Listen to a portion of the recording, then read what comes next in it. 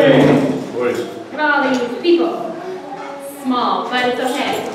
We're 3 or more.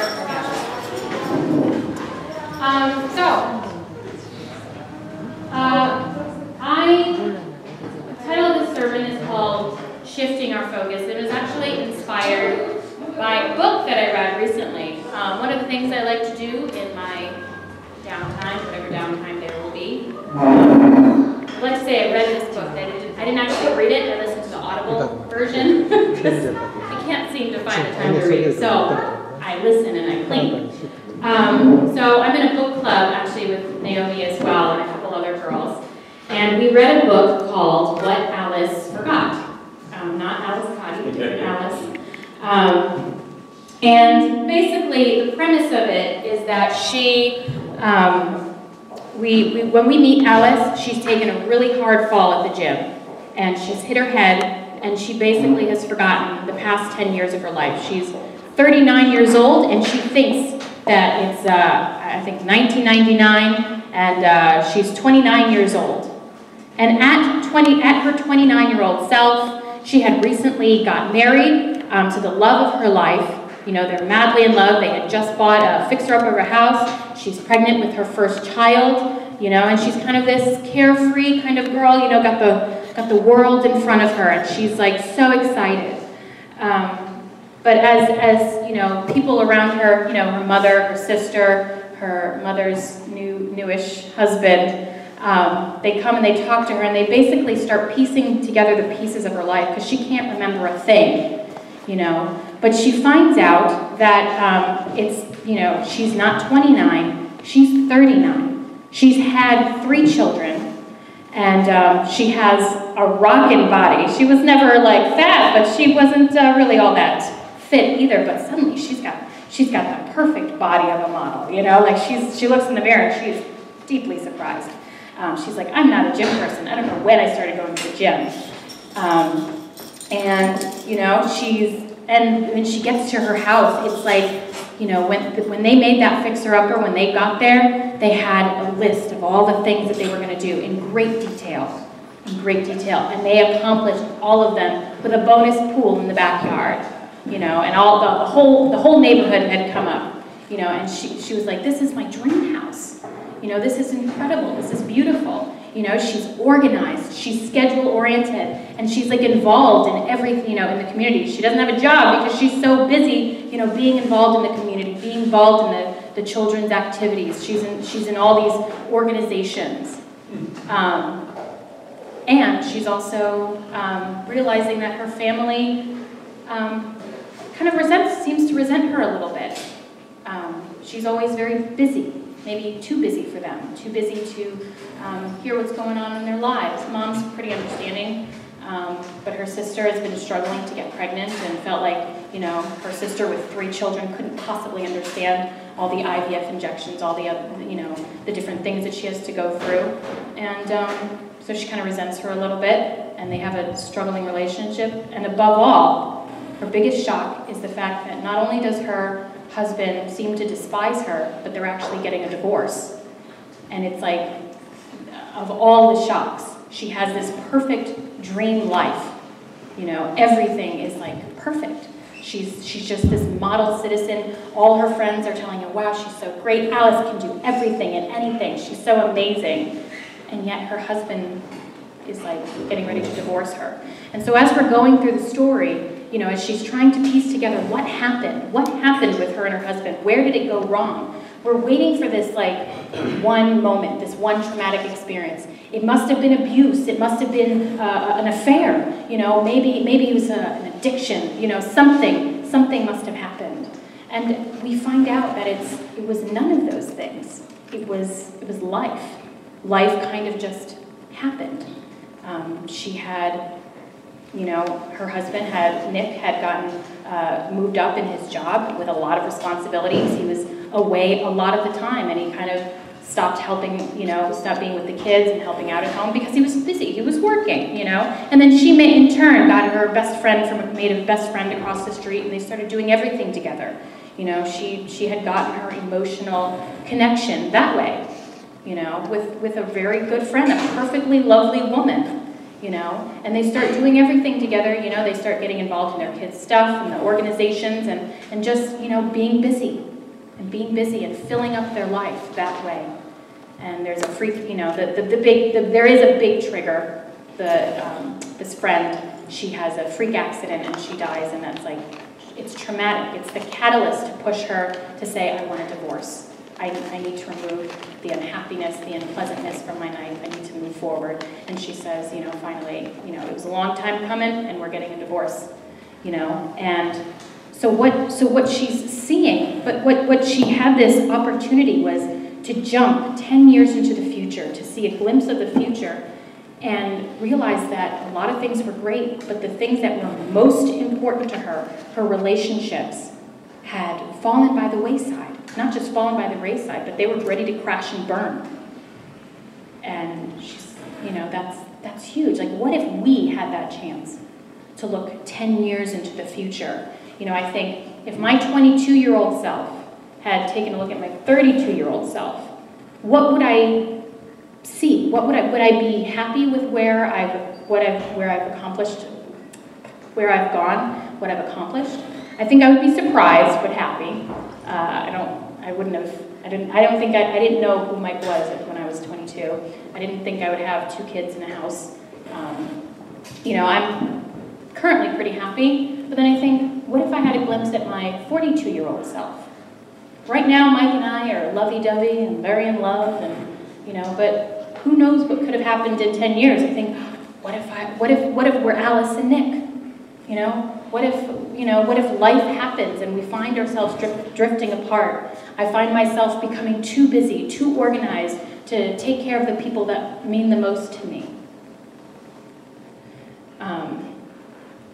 So, you know, and along with that kind of vision, as this book was happening, it actually sparked kind of an interesting realization about Mike and I, actually, and how we view things, how we move forward, how we progress in our lives. So, you know, if you were to ask me, where are you going to see yourself in 10 years? I have the kind of this vague idea where basically I'm in a different house with a lot more yard. I recently realized that, you know, the house size is fine, but I really wish I had bigger than a little patch of lawn in the front. I want to be able to kick the kids outside and be able to just have them play without worrying about, you know, other things. But it's like vague, it's kind of blurry. It doesn't really matter the house or the location. A lot of that doesn't matter because, you know, I'm really just focused on the next 2 and 3 steps ahead. Like, because it's overwhelming to me. I can't do that. So I just need the first 2 or 3 steps. And once I accomplish those, then I can move in the next steps. I'll figure out what those are.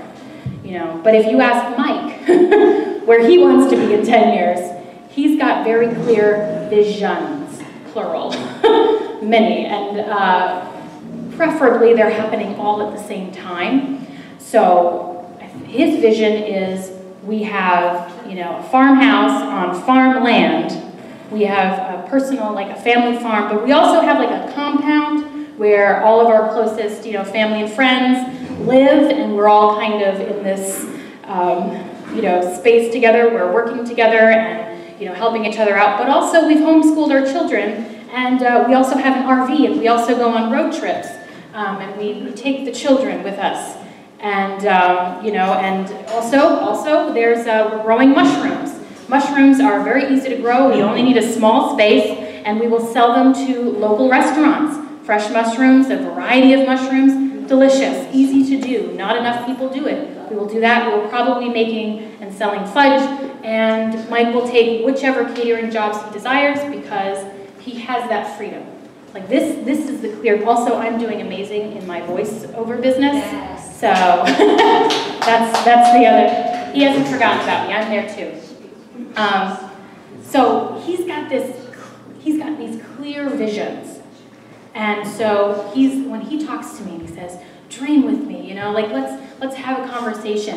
And I start going, okay.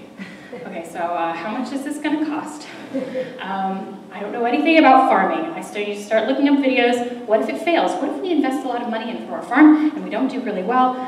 But that's like really where I'm future. Maybe I really shouldn't be worrying about that like that right now. And you know, so but what if the kids do the kids still like me? Like, or do they even want to be on the family farm? Maybe they're just sullen teenagers who have started dressing all in black and just hate us, and they don't want to be a part of it. You know, like. You know, and who the heck are we going to get to live on this compound? Like, I like my parents. I don't know if I want them that close. I like his parents, but I don't know if I want them that close. I like my brothers, but I don't know if I want them that close. You know, like, and I started asking all these questions, and he's just like, why are you crushing my dreams? I'm like, I'm not. I'm just, like, I don't understand. I don't see the ladder. I don't see how we're going to get there. Like, it's too much. Like, stop. I can't. Vision, blur it out, focus, take it back. Okay, so first, we're gonna pay off the student loans, and maybe we'll do something in the house, and that's like the year plan, maybe 2-year plan, you know? And like, that's all I can handle, you know? But what we also realize is that this is a really good opportunity to balance each other out. If he's a guy who dreams big, he dreams far bigger than I dream. I have this vague vision that maybe I'll get to if I just slowly plod along, which I think I will. But the vision is just not that clear, you know. And so like this is how this is my focus, you know. I see the flowers, you know. I see like that vague thing in the distance, you know, and I see the flowers, and I'm like, those are lovely flowers. I will enjoy these flowers while I'm here. That looks like a big place I'll explore at a different time, different way. Not today, I can't think about that. Now Mike, here's what I envision Mike sees when he sees the future. Okay? He sees, I think that's the Taj Mahal, I don't know what that is, but he sees that big, you know, castle, that Taj Mahal in the back, and that's where he's going. That's where he's going. He's like, I don't see anything else. I don't see these pigeons in front of me. I don't see that bridge. I don't see that bus that my head is on the way. I don't see those trees. Like, I just see that Taj Mahal. That's all I see. And I'm just like, but it's so far. It's so high. These birds are like in the way. Don't you want to like wipe the windshield? Like, and you know, we have these different focus, the background, the foreground, you know. So I just think about it. Who are you? Are you a person who, you know, just right there? Or are you a person who's like, way up there, I can see it. I see it, it's coming. Which person are you? Where do you shift your focus? So, and I'll tell you why any of this matters. You don't have a choice because I'm speaking and you're listening. So I'll tell you.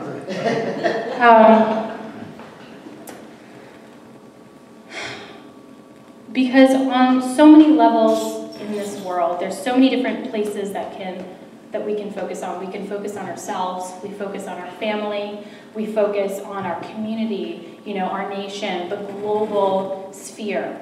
There's lots of different views. You know, there's those views, and then there's like the big picture views, or there's the, you know, right here and now views. There's, you know, the sex slavery, you know, that's still happening. There's, you know, the religious persecution that's happening in different countries across the world. Recently, the Muslim population is being imprisoned in China, and so is the Christian population. The churches are being burned. Temples are being burned, you know, and brought down, and people are being pulled into camps. Even in our own society, you know, they're right here in America, you know, people are being taken at the border, families are being separated. You know, there's this smaller vision. There's also the global vision of, you know, the United Nations. There's also the fact that countries can now see, you know, can go visit, you know, another country, and political leaders can talk to each other. There's different ways to shift our focus, to see what we want to see, or try to see something else.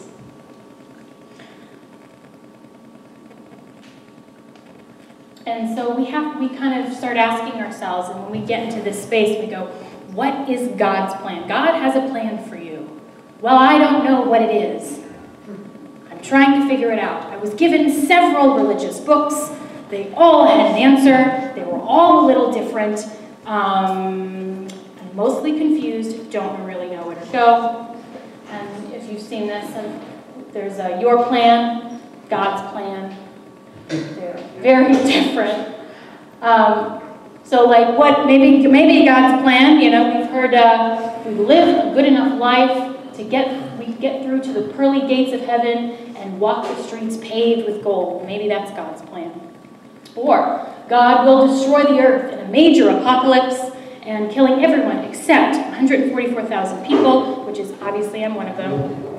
And I don't know about the rest of you, but I will go to heaven. You guys can forget it. Or maybe we do get reincarnated and we have to be good lest we come back as a dung beetle. There are many different ideas of what God's plan is. And depending on which religion you ask, which political leaders you ask, which government you ask, which everybody in the room. Even though we all pretty much use the same divine principle textbook, at the end of the day, we all still have a different vision of what that looks like. How are we supposed to create a vision with the rest of the world when everything's so different? How do we start creating that common goal? Where do we want our lives to be in 10 years? Where are we hoping the world's going to be in 10 years, 20 years? So I started getting some inspiration. I went to the book Divine Principle, and there was a section called Signs of the Last Days.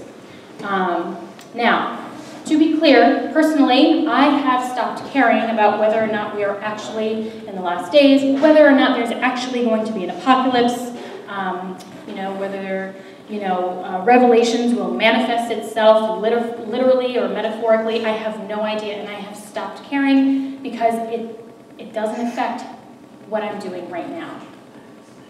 So, again, because I'm seeing the flowers up front. I can't see what's coming. That's not who I am. And it doesn't affect me one way or another right now. But what's interesting is when it talks about the signs of the last days, we see how we're fighting for our standards of living. And I'll show you what I mean. So the quick recap is, the signs of the last days is that signs of the three blessings are being restored. And if you recall, those three blessings are: be fruitful, multiply, have dominion. Quick recap: be fruitful, to be a good person, be a tree that can bear fruit. If we have good people, if we have a good dad and a good mom, we create good kids. Makes sense, right? Be fruitful, be a mature person that can bear fruit. Multiply, not just sow your seeds wherever you darn well please, but to create not just good families, but a really great society. That's the multiply. We're multiplying goodness, we're multiplying, God's love, we're multiplying all these things, right? And then have dominion. It doesn't mean where, we as the right person are going to battle those who are, wrong, and that's not what it's about. Having dominion over the earth and taking care of the earth that was given to us. Having, strong relationships with our surroundings and being able to master science and technology, because all these things are given to us. And so we have dominion. These are the three blessings we are shooting for, right? Right. Given in the beginning, right? That was the goal. And the signs of the last days, signs of the three blessings are being restored.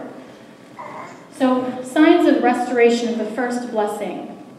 First, we can observe that the spirituality of fallen people is being restored.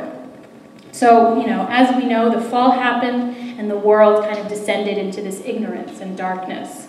We had no written law, no written letter. Everything was, people were just kind of figuring things out as they went. And spirituality, historically speaking, is learned by religious people, by religious texts. You learn your spirituality from someone. But more recently, people are finding their spirituality on a personal level. It's not restricted to the people who happen to know how to read, who happen to be really good at meditating or really good at praying. It's not limited to those people. Everybody is finding that inner spirituality. You know, even if they say, I don't know if I believe in God, but I believe in a creator, I believe in a being, I believe in an all-encompassing kind of energy. You know, there's something there, regardless of the level that we're talking about. There's a spirituality there that people are tapping into.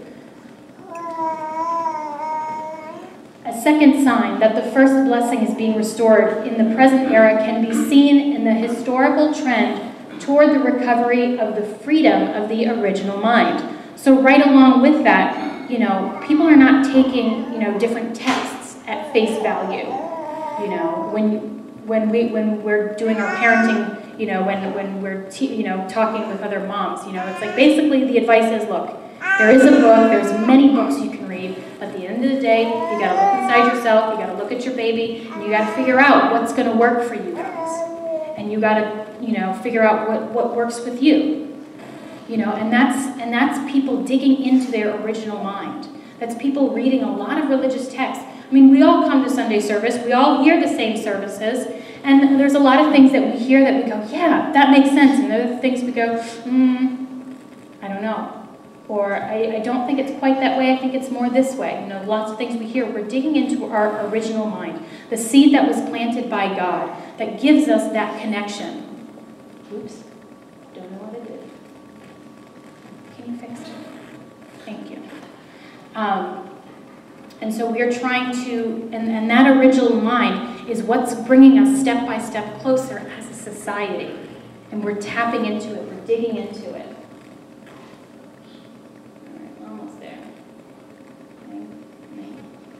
Okay. The third sign of the renewal of the first blessing is the restoration of true human value. I love this one because for so long, people have been given, their value has been placed on your social status, your political status, you know, what nefarious acts you did or didn't do. If you made mistakes, you are not a person worthy of, you know, touching the robes of Jesus. You are not worthy of praying in the temple. You are a person who is not worthy. You are forgotten. But that's not what we are seeing anymore. There's this idea, there's this feeling that it doesn't matter what you did, what your station in life, what you were born into. You are a person of unique, true, and priceless value, God-given, that no one can take away from you. And which brings us to the next. The fourth sign that the first blessing is being renewed in the present age is the restoration of original, true love in fallen people. So we see the intrinsic value in ourselves. We're trying to, you know, and we're trying to see it in others. We're trying to see it in others and practice empathy on a level that I don't think has ever been practiced historically speaking. We care so much about other people, and we're trying harder and harder to care more and more, to care about ourselves and to care about others. And we see that intrinsic value, we see that God-given value, and we try and see it in each and every one as we try to see it in ourselves. Signs of restoration of the second blessing. In the present era, the world has been coalescing into one cultural sphere based on Christian ideals. Now, disclaimer. While preparing this sermon, I looked at that line and I flinched because of the word Christian values, and I realized why. I took a minute and I looked deeper, and I realized that I avoid using statements that personally that point to a particular religion or philosophy as the correct one, because it has been historically used and currently used. It's a great excuse to use a tool as a weapon. And that's just something that, as I was just putting this in, as I was reading it, I realized why I was so jolted by it. And that's probably, that's my sidebar, where we use God, we use religion as a weapon instead of the tool that it's meant to be.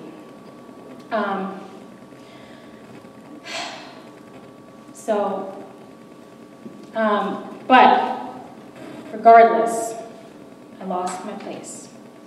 Where am I? Oh yeah, okay. So, typically speaking, we lived in a world, when you look at the history of the world, it's full of wars, it's full of corruption, there's power struggles, there's, all kinds of atrocities that we've seen historically. But also, while all this is happening, while human beings are trying to figure out what God's plan is, or what the plan is, or how to live their best life, we see rises of all these religions all over the world. We see there's Judaism, Christianity, and Islam from the Middle East. There's Buddhism, Hinduism, and Confucianism in the East. And also, because, history is written by the victors, we don't hear as much about these religions, but there was even, in the Germanic tribes, they had their own religions, their own philosophies, and in the Americas, they had their own religions and own philosophies. That understanding that God, that there was a being, that there was a force, there was a creator, that was a universal idea. And what's interesting, and I hadn't really thought about this, is except Christianity is the baby of all those religions. It is the youngest religion. And it is also the most successful. When you look at the numbers,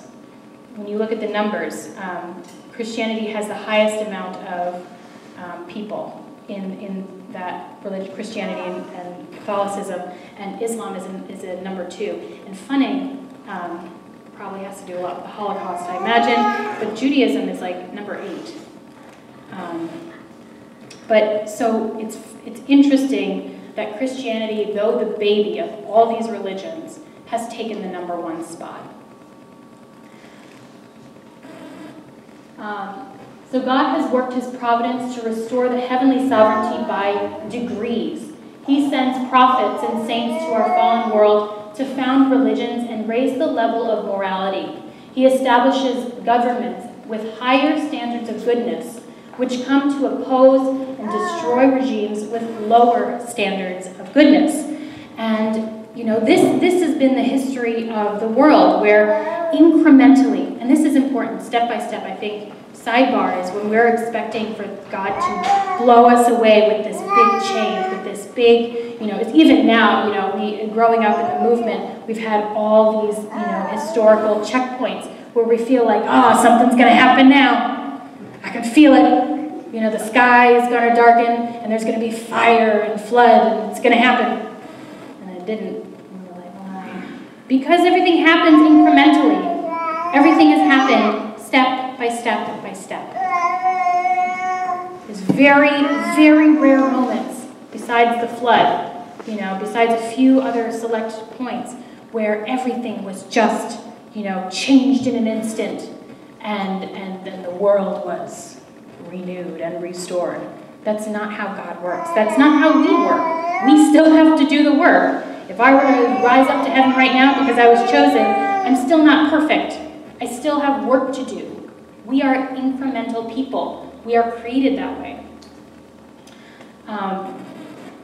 But, and I kind of feel like it's, God had this big book of, all the secrets, all the ideas and the plans that he had, and he realized he couldn't give it to just one human or group of humans because it is just too much to handle. So he divided the book into different sections and tossed it across it's like a book, like a Dan Brown novel, finding all the sections of the secret book God had left for us a million years ago, and each individual person has to come together to create the full book. Where are the missing sections of the book? That's kind of what I imagine. Someone can write the book, and I'll approve it and read it. But we have these incremental changes where we start seeing governments that are a little bit more fair. We see that religions are a little bit less corrupt. Still very corrupt religions, still very corrupt governments, still very corrupt people. But by and large, far less than it used to be. Even 1945, after World War II, we had the rise of the United Nations, where finally people are saying, you know what, let's try and talk things out. Like, this is brand new. We've never had so many nations globally try and come together and say, hey, let's see if we can talk it out. You know, and that's kind of where we get this this Bible verse from Isaiah, where it says, you know, and they shall beat their swords into plowshares and their spears into pruning hooks. The nation shall not lift up sword against nation, neither shall they learn war anymore.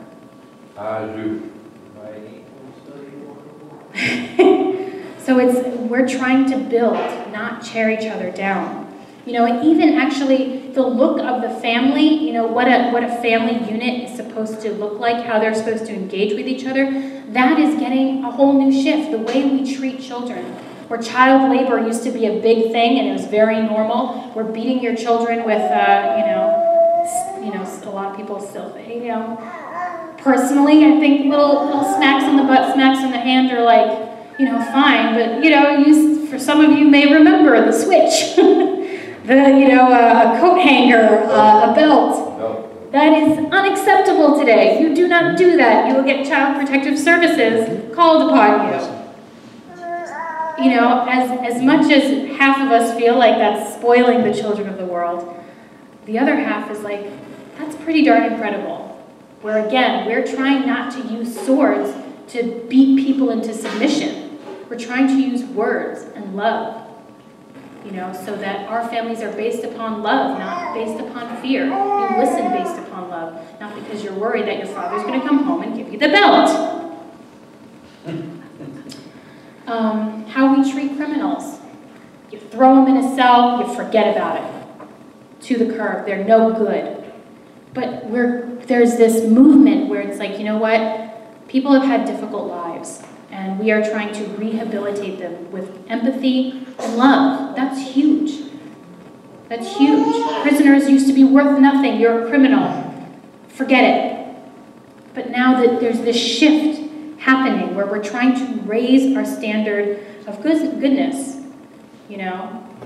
Family, you know, a lot of people used to marry just because it was convenient. That's how you know, get things together in your life, you know, and if you guys are having problems, guy or girl goes to the local bar, finds themselves a floozy, and they come home, and that's just normal. Of course, everybody cheats. Everybody has side pieces. That's normal. Not anymore. It's not normal. And we're trying to say, I'm not okay, let's talk it out. Let's go to counseling, let's go to therapy, let's get some help. Let's just not leave things the way we think that they're landing. We're not going to leave things as they land. You know, even to the point where we talk about, we're so focused, we're so detail-oriented on how we're treating other people that we don't just talk about, he was aggressive toward me. We're talking about microaggressions now.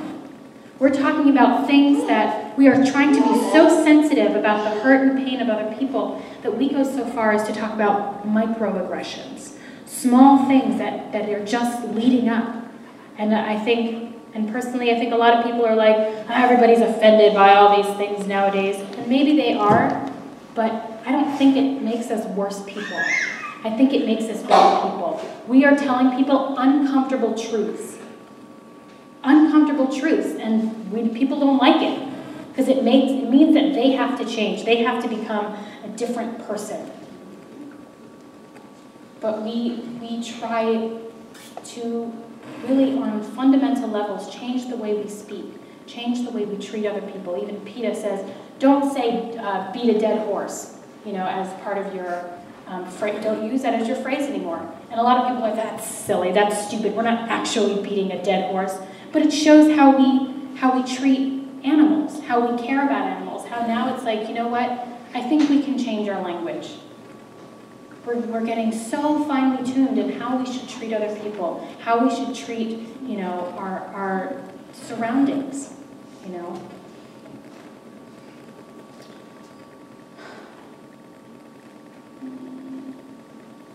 And, you know, we have the flow of human history in which good and evil are gradually separated. And it may be compared to muddy water. When muddy water is flowing slowly, the mud sinks to the bottom while the clear water rises to the top until eventually the mud and water are completely separated.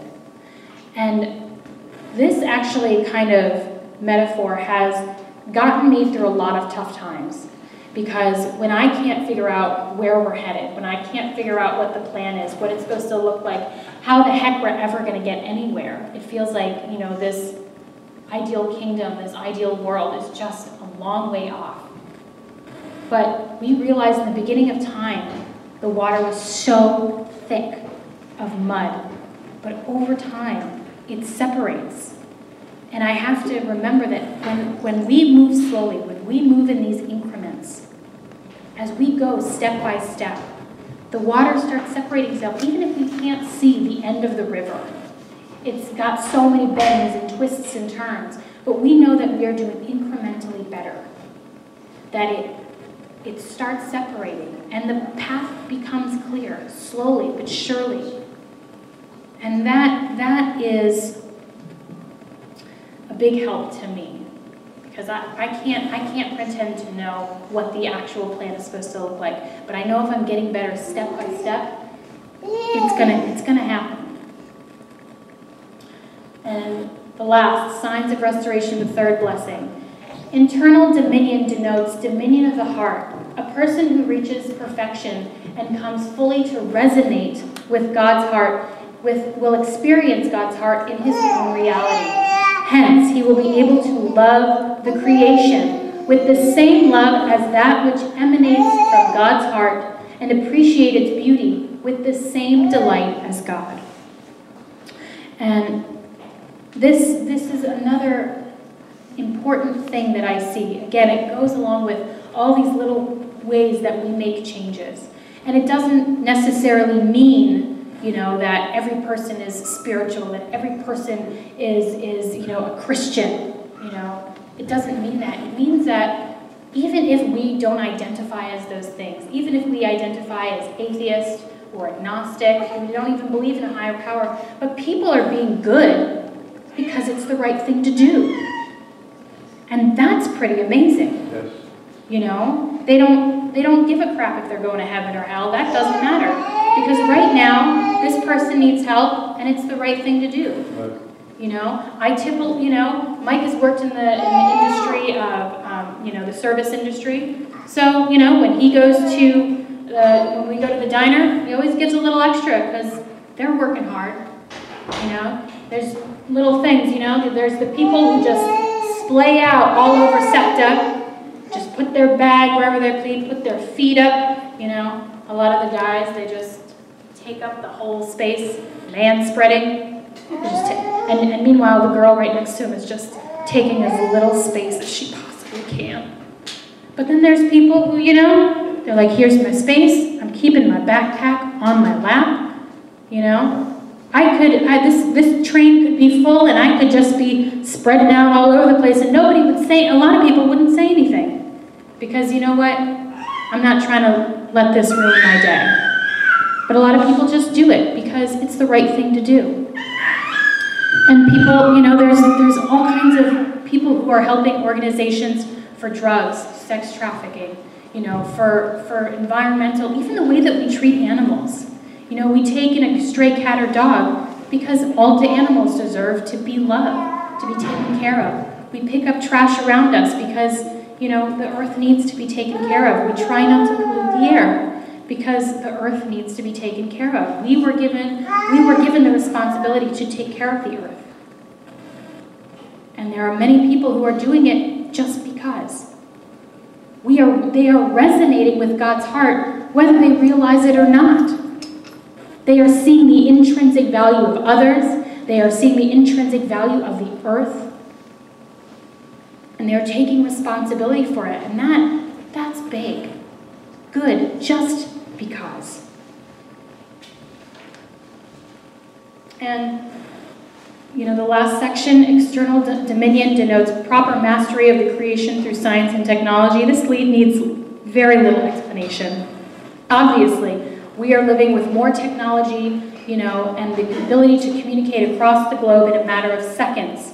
Time and space, you know, in that, you know, communication is not an issue. You know, we are living more comfortably than we ever have in our whole history. You know, and that's incredible.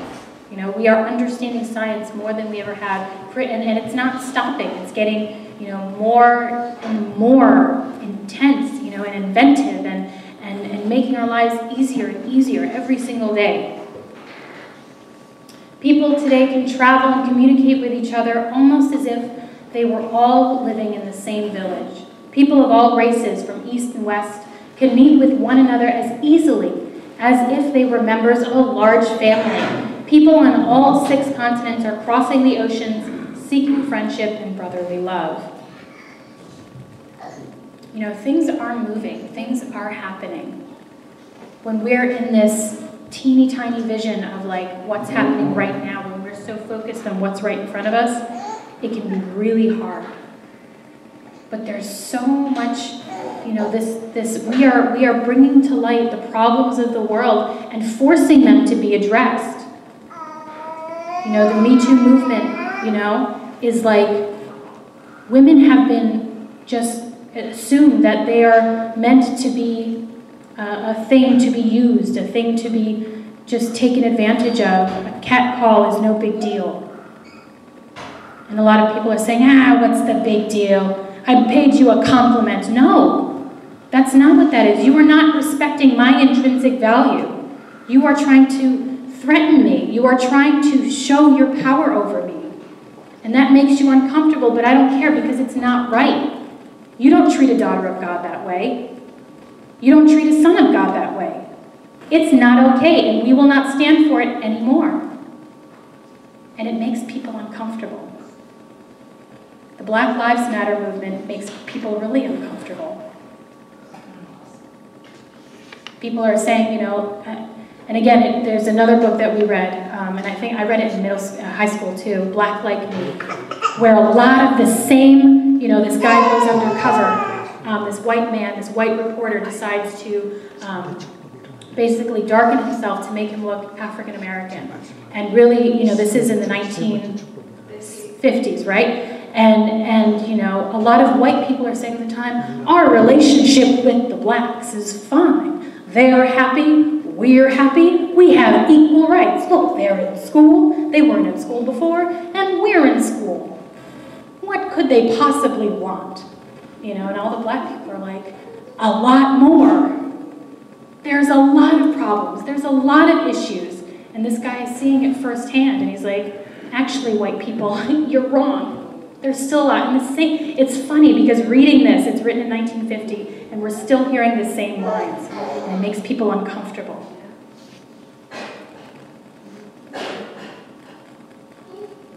And we're saying, you know, we refuse to be treated this way anymore. It's not right and it's not okay. I don't care if you're uncomfortable because we need to raise our standard of goodness inch by inch, moment by moment, policy by policy. You know, you're so stuck in what you're doing. You're so focused on what your little lives are that you can't see the bigger picture of what, you know, we've had to go through as women have had to go through, people of color have had to go through, people who are in foreign nations, different, you know, they look different than everybody else around them, and what they've had to go through, and that makes you uncomfortable because you don't want to change. But we shift our focus and we see the larger picture, we see the goal, and we realize that this is where we need to be headed. So I'm going to start talking for a minute, and I'm going to give you inspirational video.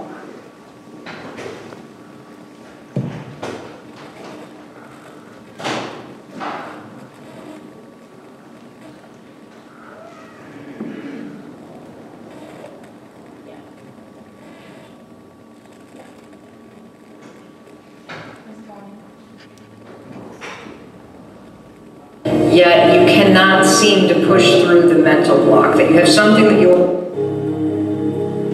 Sometimes it's hard to get yourself to do the things that you need to do. Why would you delay things that are important that will help you to reach your goals? And you wonder why that is. You have this huge goal, yet you cannot seem to push through the mental block. That you have something that you want to do full time, but you can't seem to beat procrastination. This is something that we see over and over and over again. And it's this idea that you don't ever start. You stay trapped in your head. We are what we repeatedly do. There are mental habits that are bad, there are emotional habits that are bad, there are physical habits that are bad. The worst habit, and you're gonna hate me for saying this, the first hour of the day is touching your phone.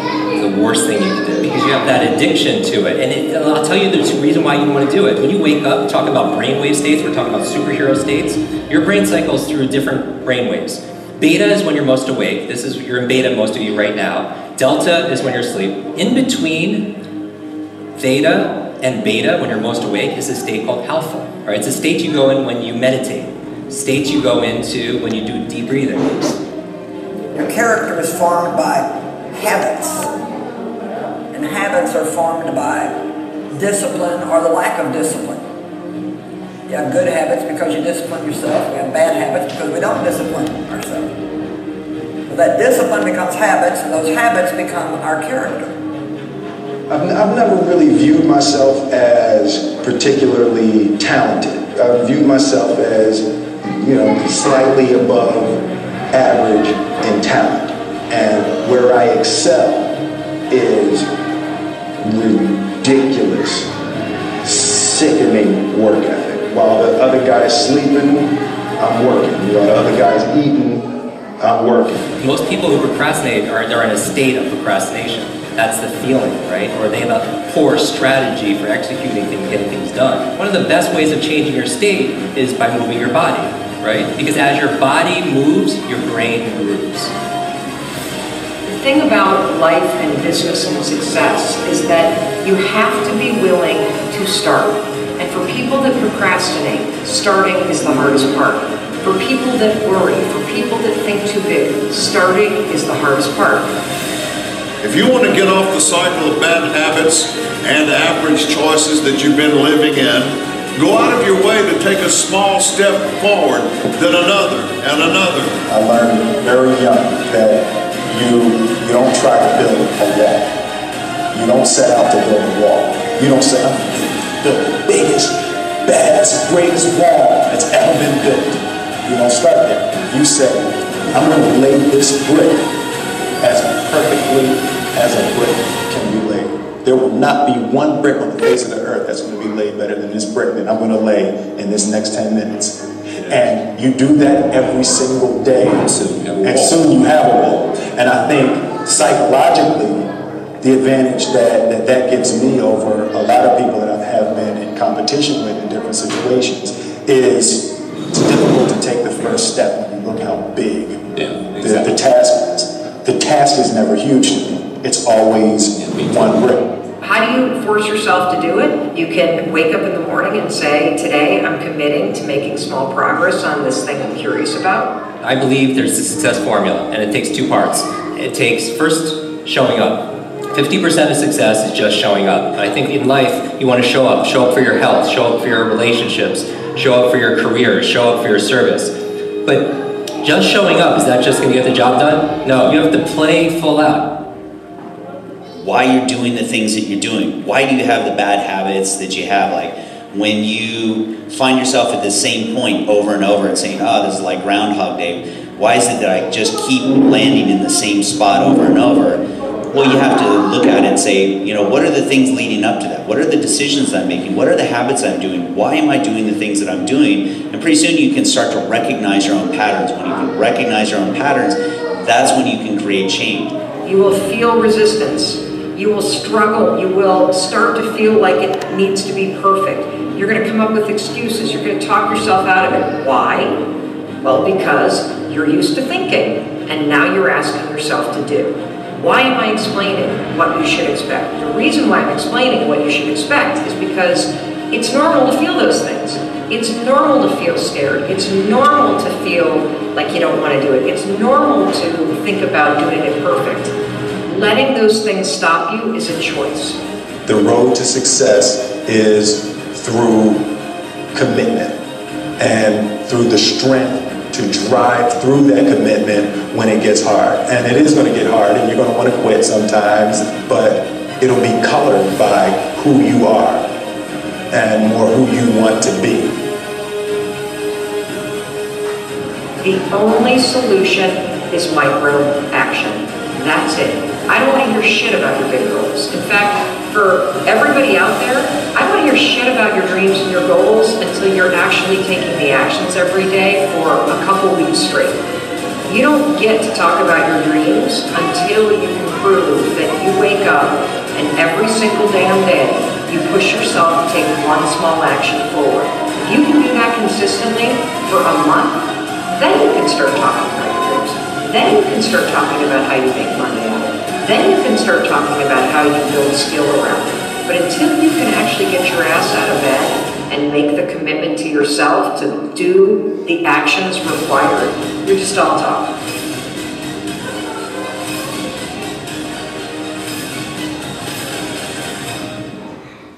All right. So, we have a lot of things we want to do, a lot of things that we should do, a lot of things that we're trying to do, a lot of goals that we're trying to reach personally. Personally, I'm trying to make more money. Personally, I'm trying to get in better shape. Personally, I'm trying to be kinder to my children. You know, and then there's the family goals. You know, what is our family going to do? How are we going to solve this? How are we going to move forward? There's our community goals. There's a lot of suffering in our community. How do we help the problem? How do we become, what small thing can we do that's going to impact somebody else positively? Some of us may just stay in the family unit and just our job is to create really great kids. Other of us are going to find inspiration to do something in our community that is really going to help other people, that's really going to make a difference in other people's lives. That's a push, and that's the next step. That's the push. And how far can we push ourselves to do something even greater on a national level, on a global scale? How hard it would be to become a politician, to get to the White House. It's difficult, it's really hard. And there's definitely an admiration for the people who have the guts to do it, who have the determination to do it. But I really hope that these people were raised in good families. If I can't be a politician, I hope that Joshua or Serena can be raised, you know, with this high standard of how to treat other people, how to make international policy that is good for a lot of people.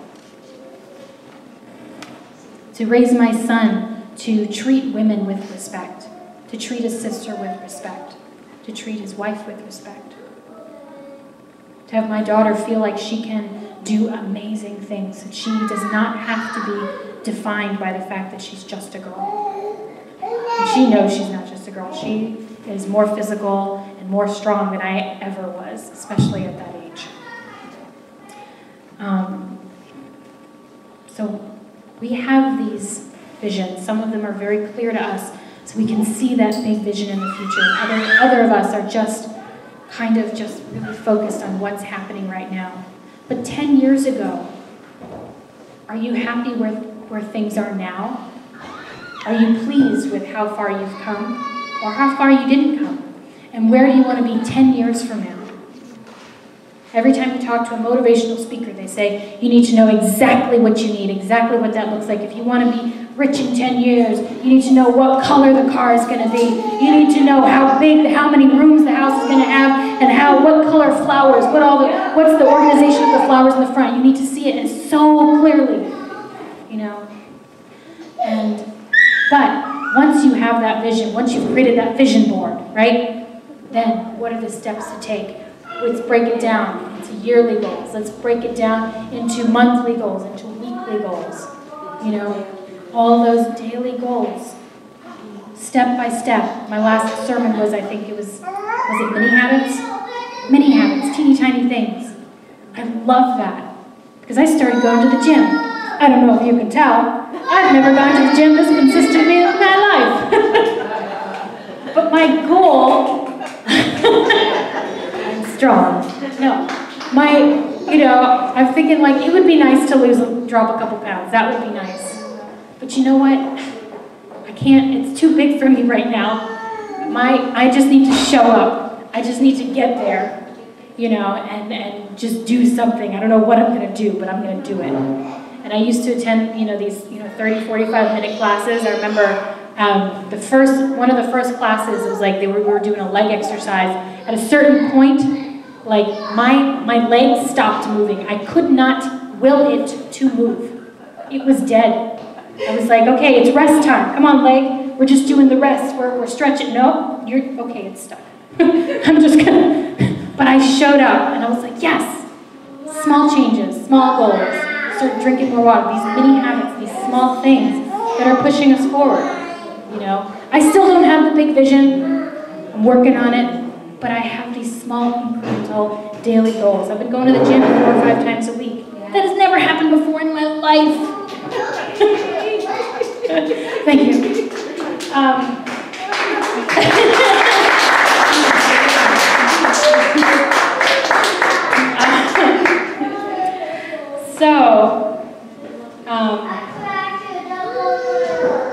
So we need to be able to see that bigger picture. We need to change our focus, that lens, to see what's in the foreground and the background. And at different times, we're going to need different things. When we're stuck in the muck, in the mire, and we can't figure out how we got here, how we are going to, is any of this worth it? We take a step back. We look at that bigger picture. We see where we were 10 years ago. We see where we want to be. And we make decisions based upon that, not what's happening right now, but we make our decisions based on where we want to be. Not just what's happening right now. We don't want to lose the things that are important to us. And when things are so big, when we feel like nothing's happening, we're like, yep, I'm heading there. One more episode. Oh, Netflix, why did you just autoplay to the next? I was going to do something. But, it's already started, so one more episode. And it's like, okay, all right, small picture here. Okay, I'm trying to get to the big goal, and there it is, but okay, back to the focus. I got to turn it off and do something, make a small step. So Mike is allowing me to dream bigger. Dream bigger than I thought that I could, thought that I wanted. And I think I help him become 1% better every day. I don't know if you can see this little graph, right? I don't know if it's mathematically correct, but I'd like to believe that it is. But 1% better every day makes us incrementally grow. And, or 1% worse every day, which is kind of, everything just gets a little worse. But if we can be 1% better, if I yell just a little bit less today, if I let something bother me just a little bit less today, if I have an inkling of what I want to do, Mike wants to build a retaining wall, that's his next thing. He started looking up videos, how do I build a retaining wall? How do I do it? And start, just that step, a retaining wall for our front patch of lawn. Keep in what we still have. So it's like these little tiny things that we do to the point where now I think we're actually ready to build a retaining wall. I'm going to use these new muscles that I have, lift those bricks. It's all coming together. I knew I was going to the gym for a reason, to build that retaining wall. So I want to thank you so much, everyone. So I hope you can reach your dreams, find that way to be 1% better every day. Thank you so much.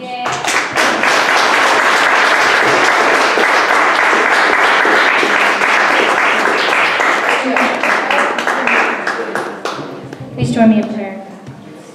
Dear Heavenly Father, thank you so much for allowing me the opportunity to speak with my family.